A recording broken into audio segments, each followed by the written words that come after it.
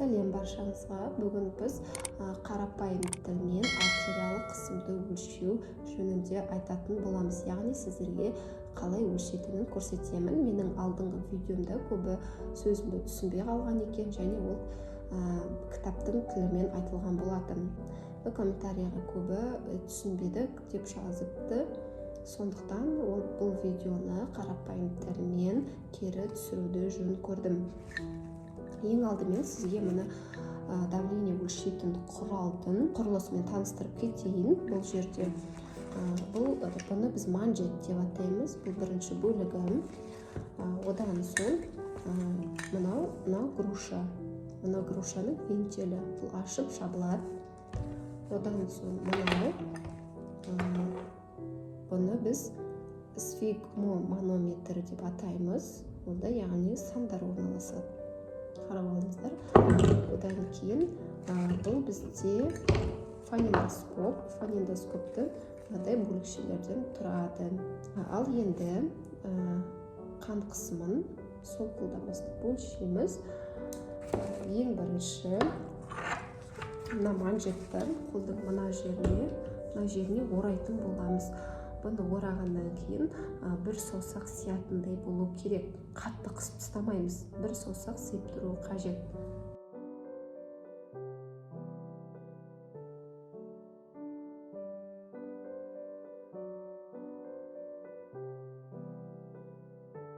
Міне біз орадық. Міне де бір саусағым сыйып тұр. Фонендоскопты құлағымызға орналастырамыз. Құлағымызға тақтық. Одан соң фонендоскоптың мынандай несін шынтақтың шұңқырына қоямыз. Шынтақ иілісі деп атайды. Соған қоямыз. Осылай қоямыз. Міне тиіп тұру керек. Если бұлай тимей тұрса, сіз бұлай қолыңызбен бір саусақпен басып тұруға болады. Енді біз грушаның бірінші вентилін жауамыз. Жауып тастаймыз. Одан соң сфигмоманометрді қолымызға қоямыз, бір қолымызға. Осылай. Одан соң грушаны ауамен толтырамыз. Сол кезде сфигмоманометрдің тілі, яғни жоғары қарай бүйтіп көтеріледі. Примерно мысалы 200-ге, я болмаса 220-ға апарамыз. Одан кейін тоқтап қалды. Мен качать етпей қалдым, ол тоқтап қалды. Енді сразу тоқтатып ұстап тұрмаймыз. Сразу бұлай вентилін жайлап ашамыз. 2 миллиметрдай аша береміз жайлап. Аша берген кезде аштық жайлап түсіп жатыр. И бірінші дыбыс пайда болады да, бізге бірінші тон естіледі. Дік деген дыбыс шығады. Бұлай қарапайым тілмен айтқанда дік деген дыбыс шығады.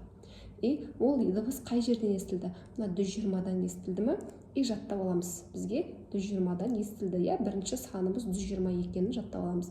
И ары қарай аша береміз. Ол уже ары қарай дік деп дыбыстар шыға береді. И бір мезгілде дыбысы өшіп қалады. Яғни дым естілмей қалады бізге. Сол жерде қай жерден дыбыс естілмей қалды, мысалы 80-нің тұсынан естілмей қалса, біз сол 80 деген санды жаттап аламыз.